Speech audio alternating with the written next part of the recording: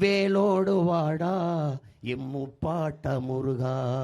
சீமான் அவருடைய பிரச்சாரத்தை ஸ்டார்ட் பண்ணிட்டார். ஓட்டு போட போற பொண்ண ஒதுங்கி நிக்காத, கண்ட கண்ட சின்னங்கண்டு கலங்கி நிக்காத.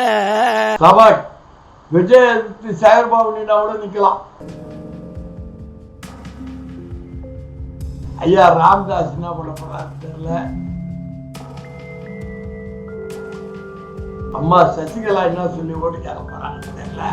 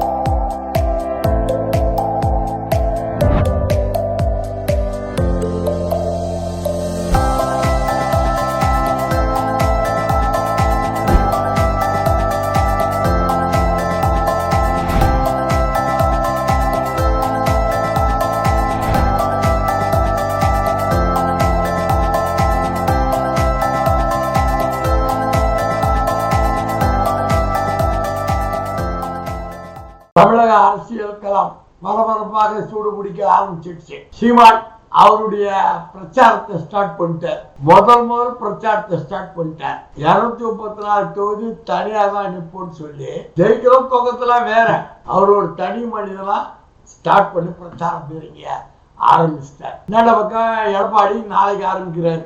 எடப்பாடி கூட்டணி எல்லாம் சீக்கிரத்துல ஆரம்பிச்சிருவாங்க. டிஎம்கேவும் கூட்டணி எல்லா கூட்டணியும் பேச சரி பண்ணி திருமாவளவன் கட்சியினுடைய கூட்டணி தான் இழுபறியில் இருக்கு. அதுவும் இன்னைக்கு முடிச்சிருவாங்க. இன்னொரு 2 நாள்ல எல்லா தொகுதியும் யார் யார் எந்தெந்த கட்சி எந்தெந்த தொகுதி வேட்பாளர்னு இன்னொரு 2 நாள்ல வெட்ட வச்சுமா வெளியே வந்துடும். பரபரப்பா தேர்தல் காலம் சூடு பிடிச்சிடும். திமுக உதயசூரனுக்கு ஓட்டு போடுங்கன்னு சொல்லி கேன்வாஸை ஸ்டார்ட் பண்ணிட்டாங்க. வேட்பாளர் யாருன்னு அறிமுகப்படுத்தாம ஒரு 150-160 தொகுதிக்கு திமுக நிற்கிற தொகுதியெல்லாம் பார்த்து வேட்பாளர் இல்லாமலே சூரியனுக்கு வாக்களிங்கன்னு ஸ்டார்ட் பண்ணிட்டாங்க பிரச்சாரத்தை.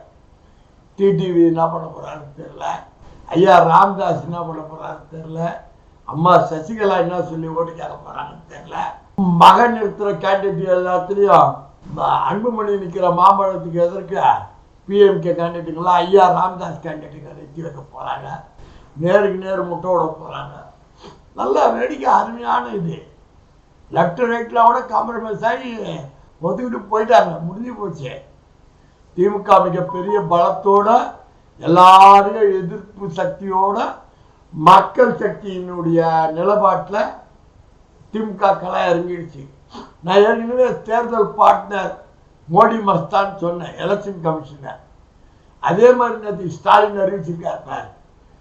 தலைமை தேர்தல் கமிஷனுக்கு தாமரை சீல் வச்ச லெட்டரேடு பேப்பர்லாம் தாமரையை சார்ந்து வருதுன்ட்டு.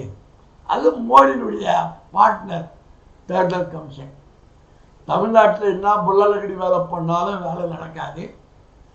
விஜயகாந்த் கட்சியை ஸ்டார்ட் பண்ணிட்டாங்க. எல்லாம் அவங்கவுங்க விரைவில் சூடு பிடிக்க ஆரம்பிக்கும்.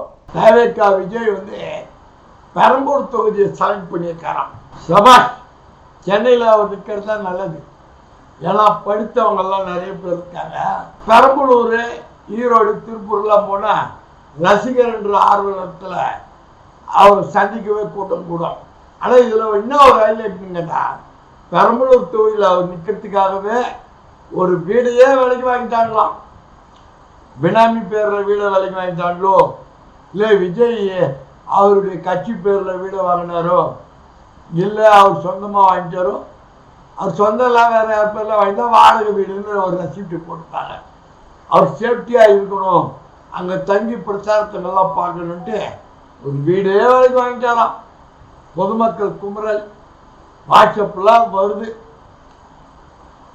அதனால அவர் சென்னையில் நிற்கிறார், அவன் வட சென்னை சேகர்பாபு கண்ட்ரோலில் இருக்குது.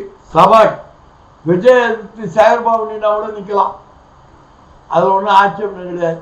பாப்பா என்ன நடக்குது கிடையாது. எங்களது முதலமைச்சரினுடைய நிருபர்கள்லாம் தமிழ்நாடு முழுக்க சர்வே பண்ணிக்கிட்டு இருக்காங்க.